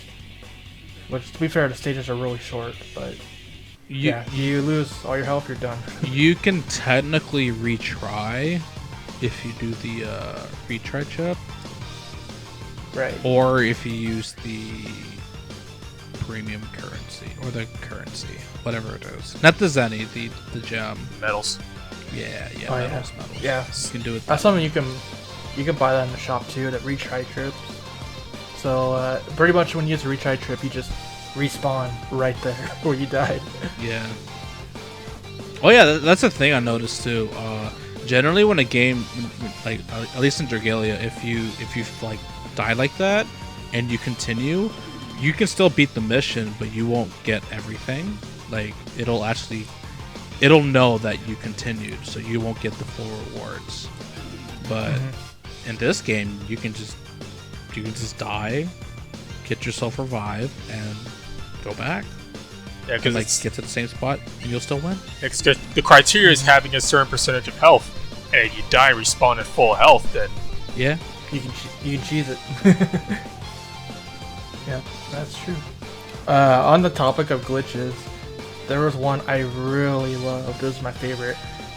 I was in I think it was in the boss challenge mode, which is another thing we could talk about, but I was in the boss challenge screen, and I tried to back out, but then it started glitching, where it was just showing half the boss challenge screen, and then like another screen with Rico on it. So there's just Rico on top of the boss challenge screen. It's like, well, okay, that's a thing. And all of a sudden, that part of Rico just started duplicating across the screen. So you got like 5 or 10 Ricos on screen. It's like, oh my god, it's like Doki Doki Literature Club. Just Rico, just Rico, just Rico. Okay, I don't think that the duplicating happened to me, but I do recall like something happening with the menu where I just couldn't do anything. Like I couldn't touch anything. Like I was literally stuck in the main menu. I'm like, what do I do? Like I tried everything, and I had to cancel the whole thing. Like turn the app off, go back, and eventually when I relogged into the game, then it worked. Then I was okay, but otherwise I was like, all right, I'm here now. in my case, I had a case where all the menus on the main page all just turned black for some reason, and when I tried clicking one, it gave this crash again. Yeah, that's what happened to me most of the times when I had to restart the game. Is like the game just completely freezes. It doesn't want to do anything. Can't even touch the menu icons, so I just close out the game. Sometimes that didn't even work. So when I come back into the game, it's still frozen. So I literally just have to restart my phone, which is crazy. Oh yeah.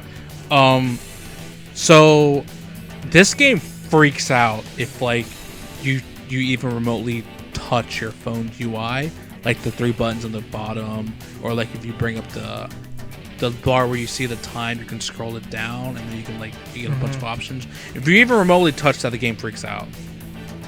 Oh my god. It just completely dumps on itself. It's like, what do I do? Where do I go? Help me, please. I thought I could use it to map my controller, so it was fine for me. Like, I actually had the game crash on me because of it. Wow. Yeah, that was fun. I'll say this, depending on your phone, your mileage may vary. Yes. By a lot. Definitely, 100%. And there's this one game-breaking glitch. I feel real bad for the person that encountered it, but you know how early on in the game there's like a billion tutorials from Rico. One of the tutorials is about how she teaches you how to rank up the weapons. Like, you do the Gacha thing, you go in, and oh, it was the lab tutorial. So you create the Z-Saber, and then she tells you to go in and then unlock the Z-Saber by clicking the button. The thing is, though, for this person, the game crashed before he could create the Z-Saber. So he restarted the game, he went back in, and Rico is asking him to unlock the Z-Saber. Thing is, he doesn't have it. So he's pretty much boned. It's like this person actually, I think it was on Twitter, he asked me, what do I do about this? I look at it, I'm like, I hate to say this, bro, but you might just have to make another account or something. 'Cause I don't think that's fixable. It's like, oh my god. Yeah, you told me that, I was like, wow. Oh, I feel real bad for that person. Like, I can feel the oof just coming out of my mouth. That is the biggest of oofs. Thankfully, Rockman X DiVE did catch a wind of that glitch, and they said that they fixed it. So, hopefully, that won't happen again. But I think that's another reason why one of the changes they're implementing into the game is actually skipping all the Rico tutorials. So things like that hopefully won't happen. Yeah, let me skip. Let me increase that text speed, please. Oh yeah, that should be an option. Like, you can select your text message speed. Now here's a question now. Will the Valor mobile game let you skip a tutorial?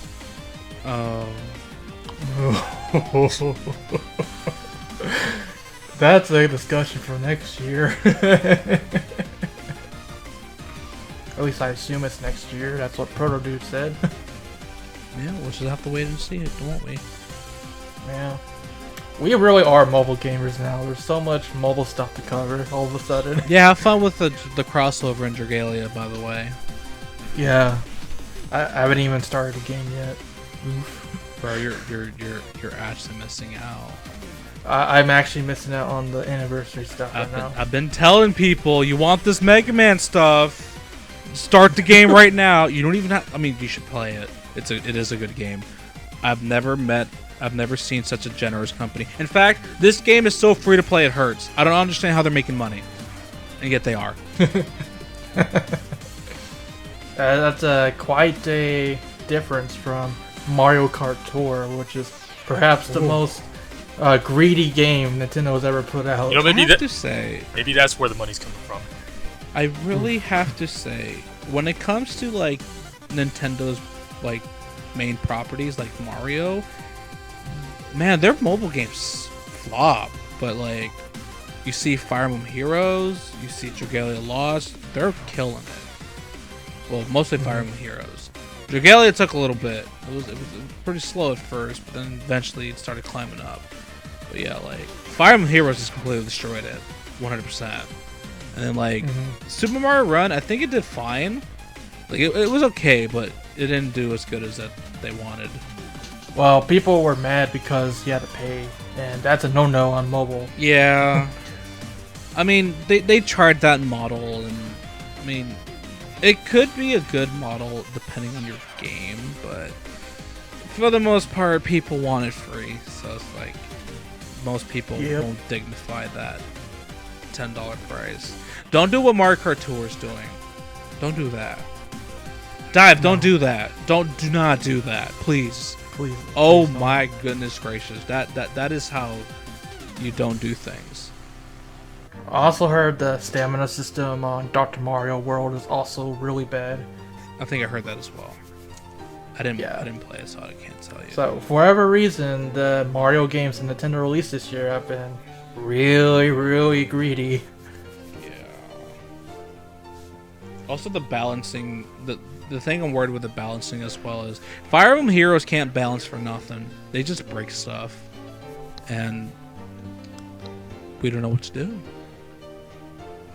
It's crazy. Yeah. And that's my biggest fear, because even though each character plays the same, if they release a character that is so insanely broken that you have to pull, and if you don't pull this character, you're kind of screwed, well, you know, have fun.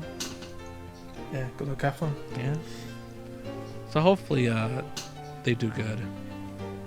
Oh man, and then there's Tappin and this Mega Man Battle Network mobile game that's apparently also in the works. Oh yeah, that's right. The chip. Yeah. All the chips. Are you ready to do Gacha for battle chips? Like the chip trader? Luckily, I've already played Battle Chip Challenge.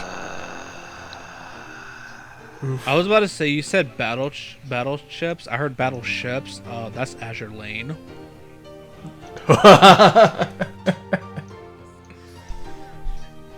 Oh no. Dun, dun, dun. My boat has really big enemy titties.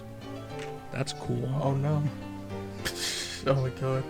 But yeah, do you guys have any other thoughts about Mega Man X Dive itself?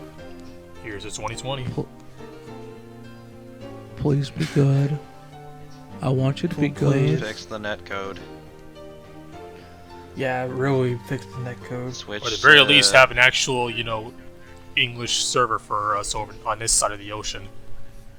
Yeah. Oh my god, that's another thing I gotta mention is the translation right now. It's really obvious this game was made with Chinese audiences in mind, and then the English and Japanese was kind of an afterthought because they literally took the Chinese text, put it into Google Translate, and called it a day. And that resulted into a lot of English with the text in this game. And a lot of made-up words, too. Yep. Yeah, I can't think of an example, but I do know for a fact I was like, am I saying this right? Because I know I'm dyslexic, so I read things wrong. But it's like, I can't tell if I'm wrong or they're wrong. Oh no, they're wrong. They are very, It's very definitely wrong. them. Well, there was definitely one in one of the Rico videos where preparation was definitely spelled wrong. Preparation. Oh, there's a lot of... Yeah. Yeah, there was actually no other P That- besides the first one. I mean, it's everywhere. It's also on their Facebook page, where most of their English words are very misspelled, or just it just sounds like English in general. And I did have a comment on one of my YouTube community posts from someone who apparently is from Taiwan. And yeah, they were just telling me about how over there, a lot of people just don't know English at all. So a lot of times these Taiwanese companies literally have to use Google Translate to do their marketing and stuff for the English audience. I guess it must be certain parts then, because I thought Yeah. they did speak fluent English. At least, Probably just the esports thought. people. maybe. Who knows? But that's what I was told by apparently an actual Taiwanese citizen. Okay. So you know, I'll take their word for it if they're telling the truth. It all makes sense now. Yeah. Well, let's hope they actually do get with Capcom US about getting proper translations for us. Yeah. I know Predator told me that there hasn't been much movements in the West regarding this game, so I will say props on them for including everyone for this beta, because you know, when they first announced it, I would have just assumed it would be only for the Taiwanese community, but no, they said, you know, here's a English and Japanese translation, as Englishy as it could be, and yeah, everybody can play. You know, props to them for that. Well, it makes me wonder Oh, if wow. the actual releases are segmented, like, you know, the original Taiwan release and then the English release later down the line. If we happen to play on both, can we actually use the same accounts? I don't know. Well, remember there was that server selection thing, and it did kind of Yeah. reset at some points where you had to go onto the beta server again. But it did list that there were options. So I imagine you could switch servers on a whim. Maybe you could even make private servers for your friends or something. Now that's ambitious. That would be. Well, I think it's just servers that are hosted by Capcom, not so much servers that you make. Yeah, but you know, it might be an option one day down the line. I know, like, they definitely need a proper English localization. They need to get Capcom USA on it, but it's just a matter of when. So apparently they've been doing most of this stuff by themselves. Like, they've had help from the Japanese branch as well. Like, Kazuya Tsuchiya is overseeing things, obviously. Keisuke Mizuno is an art director on the game. But yeah, mostly they've been saying that most of the work is being done by Capcom Taiwan. Maybe we should apply to fix their broken English. That would be amazing. I was just telling him a dictionary. And it's the source. Yeah, that too. SR, send the email. We got work to do. I will say, you just reminded me, there is a feature that wasn't really available in the beta, but the icon was there. It was this book with a Rebel Force logo on it, and I believe it was called The Gallery, so I wonder what that will be about. Oh, right. Yeah. Probably going to be like an encyclopedia of the characters and weapons, maybe general descriptions of items and whatnot. Probably. Because I did see a distinct lack of that, where they didn't really explain what anything was. You were just kind of like, oh, that's a thing. This gets me other things. Yeah, I could definitely it'd be like a database for characters, all that good stuff, and also tutorials. If you want to see tutorials again, you can do that. And I know in the PvP section, there was an option to read the rules, but you couldn't access in the beta. So we're kind of in the dark about the 3v3 mode, rules are for about what nerds. to actually do. Apparently. Not this time. Yeah, there's really not, at least I don't think there's very much else to say, truth be told. I think that is everything. I think we we pretty much covered it. Just to end off, what were some of your favorite characters to play as in this game? That's a good question, actually. I wish I would have started playing Palette more. Yeah, she was very overlooked. Especially, like, we did have some statistics, actually.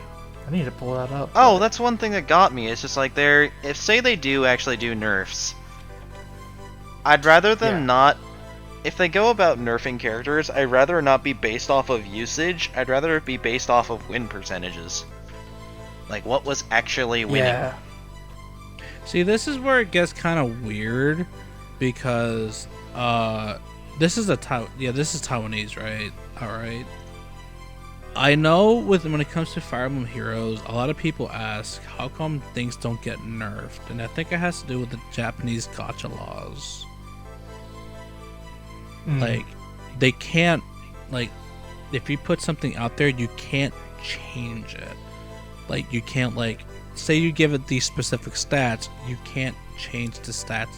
Like, oh, let's just take away some speed and put it in, like, somewhere else. You, like, it's not allowed. It's legal. So that's why in Fire Emblem Heroes, for example, they give them like a refund. So basically, it's like they give them a brand new weapon on top of what else they have. So they're not taking things away; they're just adding to it. So that way, it doesn't feel like, I guess they don't feel, because it would be kind of messed up if, say, you pulled this unit because they were so good, but then later on they're like, yeah, we're gonna nerf them now. And it's like, but I spent my stuff on this. The best thing you could do is have some way, like, later on that lets you buff up those other characters. Yeah, because this is why I was actually kind of surprised with Teppen, how they actually nerfed some stuff. I'm like, huh? Yeah, like, can they do that? Yeah, that was the biggest one. I'm like, hold on. Well, and that's what I was like, is this game being developed in Japan or no?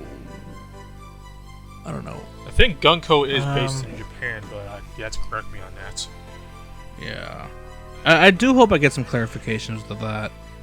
And I'm pretty sure somebody might mention, like, maybe clarify on this. Maybe I'll even look it up afterwards. But like, I know, like, you can't really change things like that. It gets very gray, very iffy on how to do it. But because they're based in Taiwan, I don't know if they have the same rules. I do know for DiVE, the developers have already said that they're going to be paying close attention to the game balance for the beta and adjust accordingly. So there will be buffs or nerfs, it sounds like. So Gentlemen, when the game finally drops, everybody needs to play palette because they're probably going to nerf Vile Shock Bullet. Probably might nerf. Well, I don't know if they actually will, but Ultimate Armor X. I just look at statistics. Here they are actually. So Ultimate Armor X was the most used at 44%.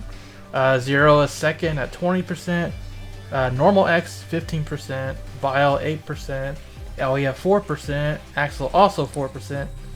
Marino 3%, and Palette at a measly 2%. That's depressing. Because I like to use the Marino a lot. Except, unfortunately, one of her skills really sucks.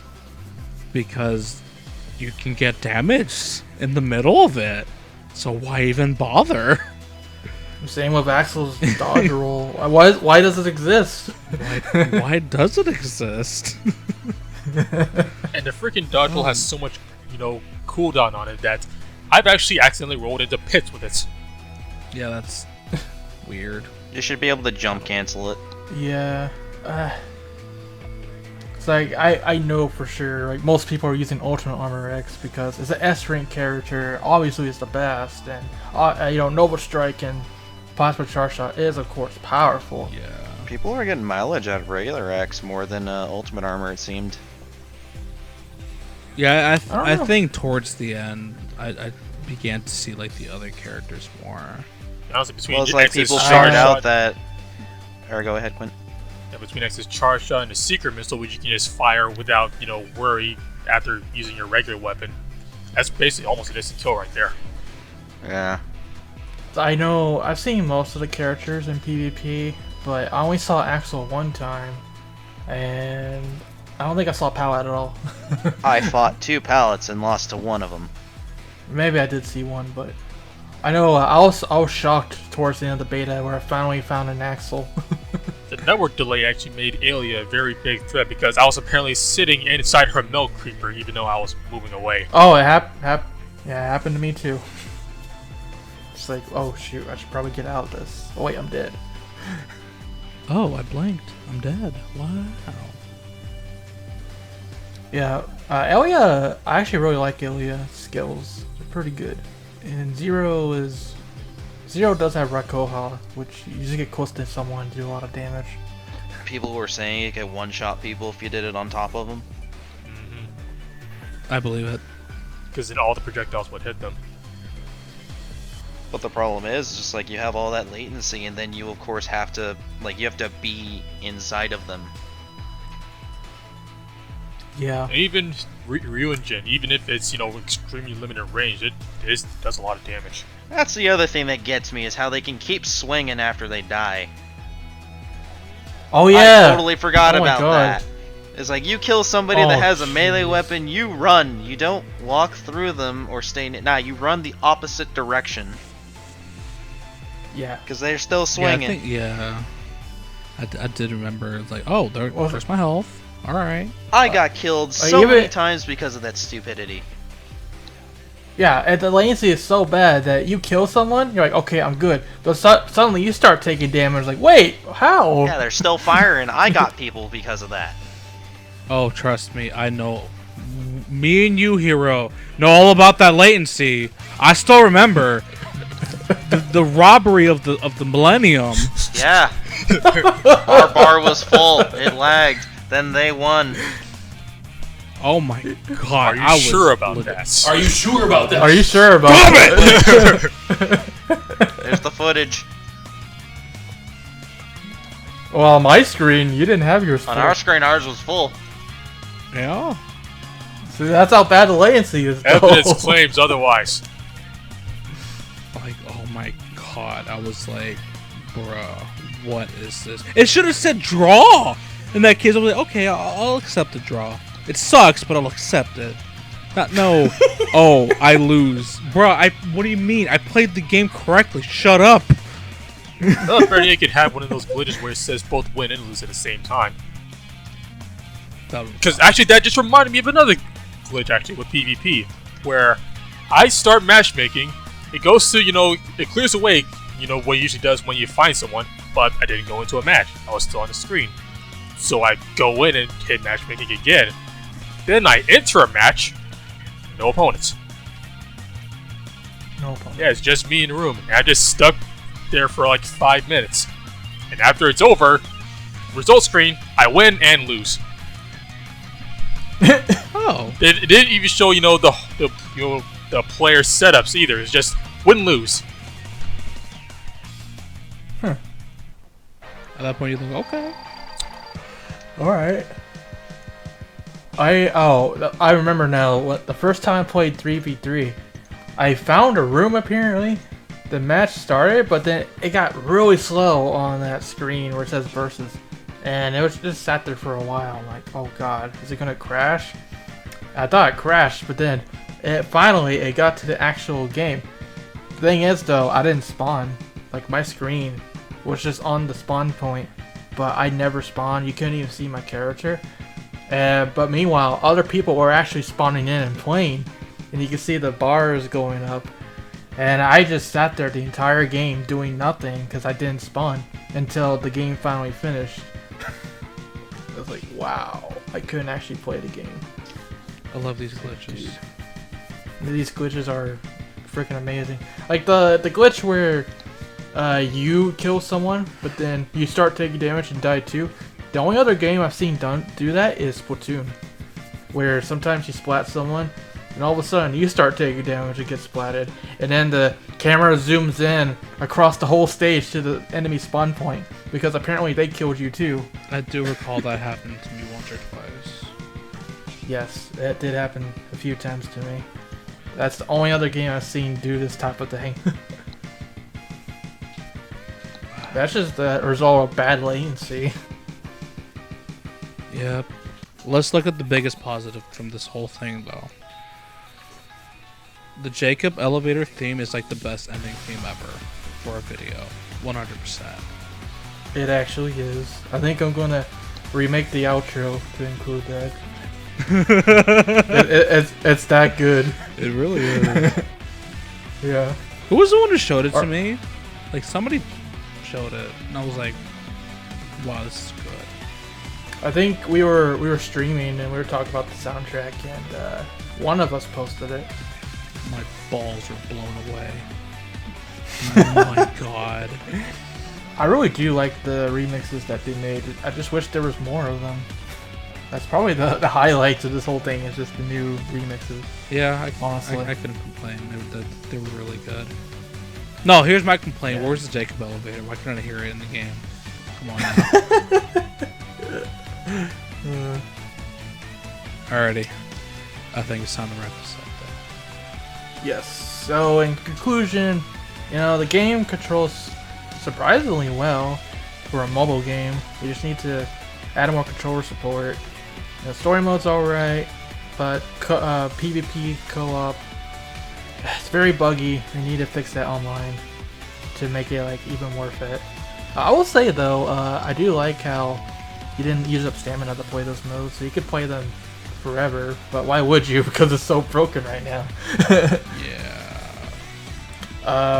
Obviously the fan service is amazing. It's like the big highlight of this game is just seeing all these stages in 3D and the characters in 3D, and just seeing all these characters interact, kind of, not exactly, but they sort of interact. That's probably a big plus to this game. And story is alright. It's a throwaway story to me. Obviously it's not canon. Yeah. Yeah. Rico is cute, of course. Yeah. And really, and obviously like you said, the gacha, the monetization, it's not worth it. Just just play for free. Yeah. Like, if you are gonna spend money, they might do it. I don't know, but most gachas do it. They'll have like a first-time bundle. Those are generally worth it. But after that, don't bother. Like, don't. Does that mean you're encouraging people to turn in their pay-to-win card or their free-to-play cards? Listen. Don't let Duff McWhalen tempt you. Listen, man. I'm already there, so I'm gonna be real. It feels good, so I mean, what do you want me to do? Like, it's really hard to tell somebody, "Hey, be free to play," when I'm here spending money. Come on now. Don't be a Duck McWhalen now. It's like, oh yeah, dude, be free to play as I put in my password for like my bank account. Come on now. I can't wait until Duck McWhalen is a character. Oh my god, I forgot the challenge mode. Yeah, challenge mode was kind of weird. Basically like a boss rush. What do you mean you forgot? Everyone forgot. It was just one stage. Yeah, who cares? I know. It was we just, saw Chill Penguin. Just, that was it. Pack it up. That was. Yeah. Like, I'm like, I did it. And I'm like, okay, now what? And I'm like, I try to push in the other one. I'm like, no. Yeah, you can't do it. It's like the only this thing we're discussing besides, who else might be in is like, since you can only get, 3 rewards from a fight, is that just per day or per fight? Yeah, that's a good question. And yeah, like we've been talking about like what kind of other bosses could we see in the game? Well, there's Chill Penguin right there. Because I've been asking the entire time, where are the other Mavericks? Where's Magma Dragoon? Where's Storm Eagle? Well, apparently Storm Eagle was in a data mine, along with like all the other Mavericks like Steam Chameleon and stuff. It's like, where are the other Mavericks you could possibly mention aside from those 3? Well, we got like 64 we could mention. No, but it's like all the story mode bosses so far have been mechanoids. Yeah, no. Like intro bosses and one fortress boss. Yeah. Yeah, it's weird. But I was wondering if the actual Mavericks would just be challenge mode, which would be disappointing to be honest. Well, at least they're there, I guess.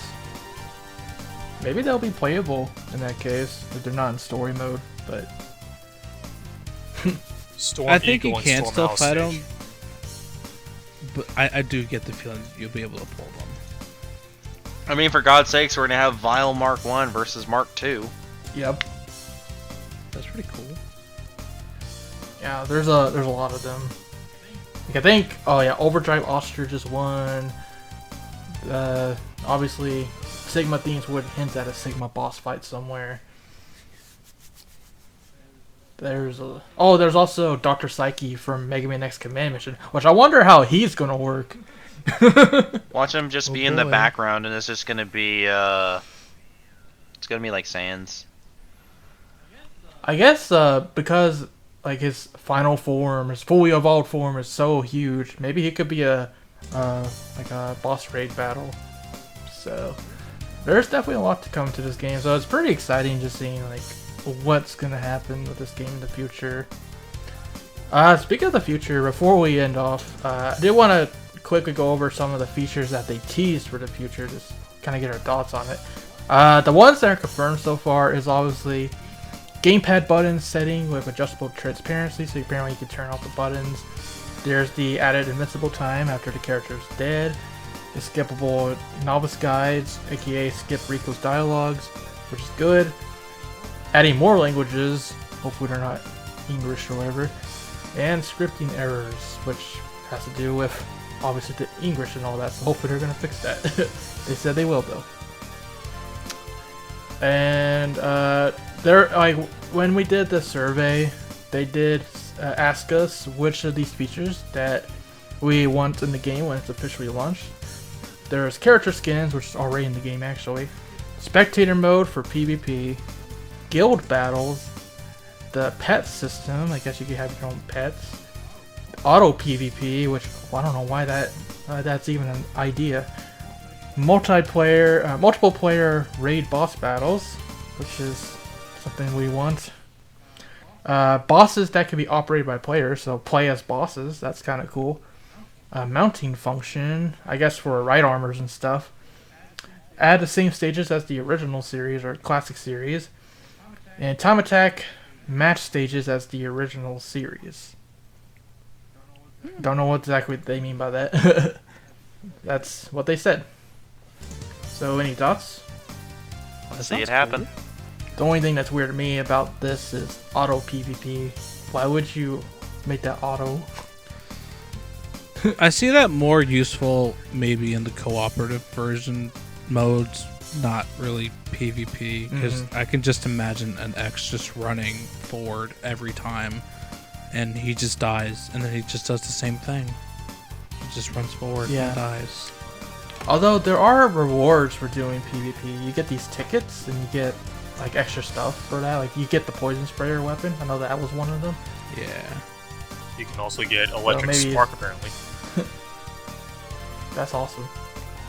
Oh my god! That's another thing we forgot about. The dive triggers, I believe they're called. It's like, what is up with that? Well, you don't know since they weren't available. Yeah, I know. Yeah, I don't know. We're gonna have to get to level 999 if we want to find out. 999. It's like, Jesus Christ! How this level cap 999? You're gonna be playing this game forever. Damn. Oh my god! But the dive trigger does sound interesting. Even Rico mentions it. I assume it's like a ultimate attack, like X's Giga attack, for example. And Clint was mentioning electric spark, I believe. Yeah, it said it was a dive trigger, but you know we couldn't actually get enough memories to unlock the thing inside the beta. Yeah, and it's like Hero was saying, there's this level 999 requirement to unlock this other section of the lab where I had to do like more powerful items or dive triggers or something like that. So we'll have to see what that is all about when it comes out. There's a lot of mystery still with this game. That's for sure. Yes. And I guess the very last thing on our list is the armors, which we didn't really touch on. Really, they don't do much right now, but you get them from playing co-op, and they pretty much just give you defense and attack, more stats. Which, once you got the armors, you're kind of overpowered, because you just killed everything and you barely took any damage. Like, armors really do make a huge difference. Yep.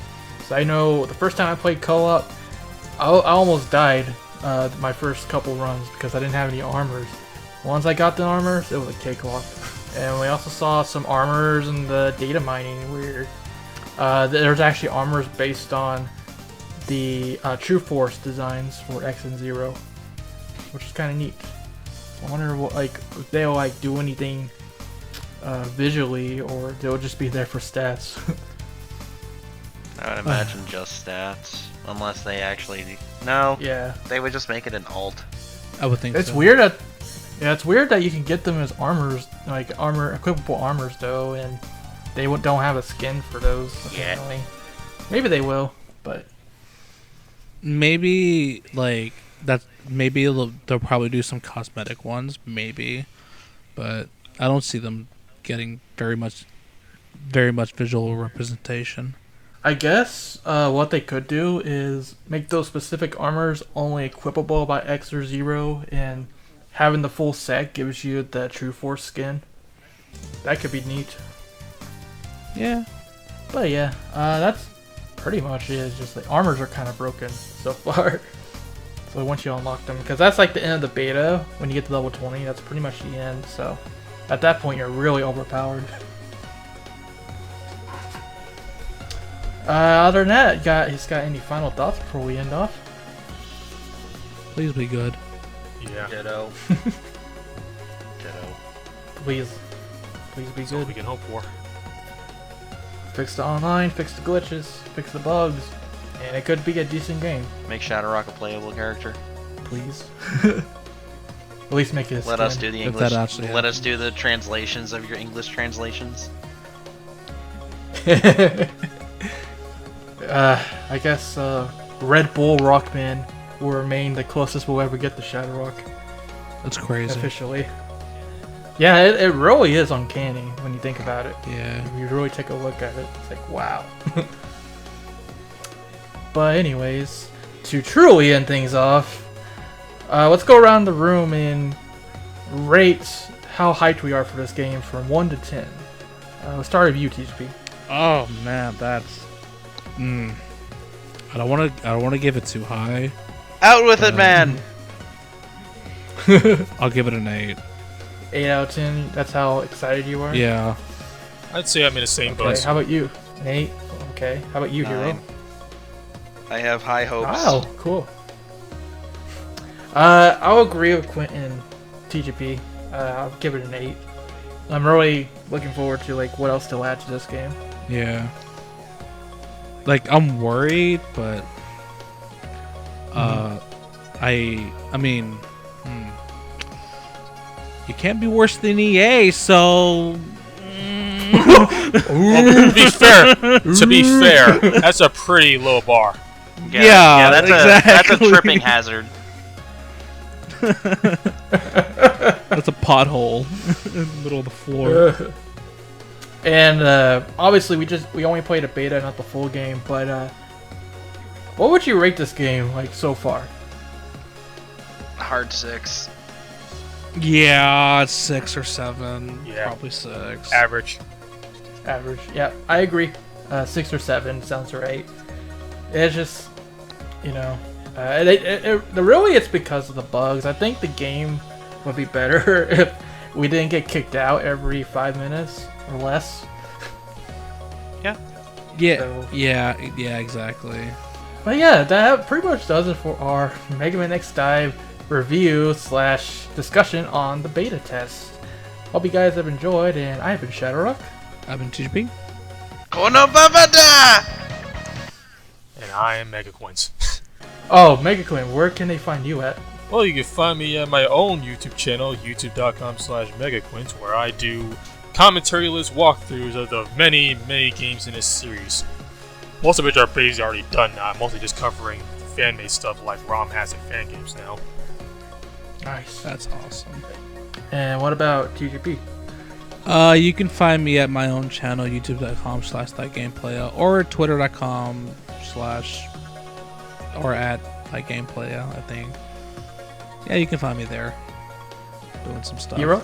If you go to the corner of Main and 12th, there's a trash can. You just pop open the lid and I'll be right there.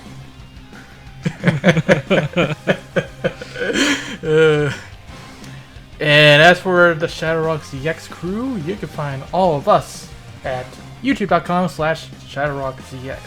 We're also on Twitter at ShadowRockX. And yeah, for everything Mega Man, Mega Man X Dive, and Mega S Things 2, stay tuned to ShadowRockZX. Thank you so much for watching, and until next time, rock on. Peace out. Later. Catch you later.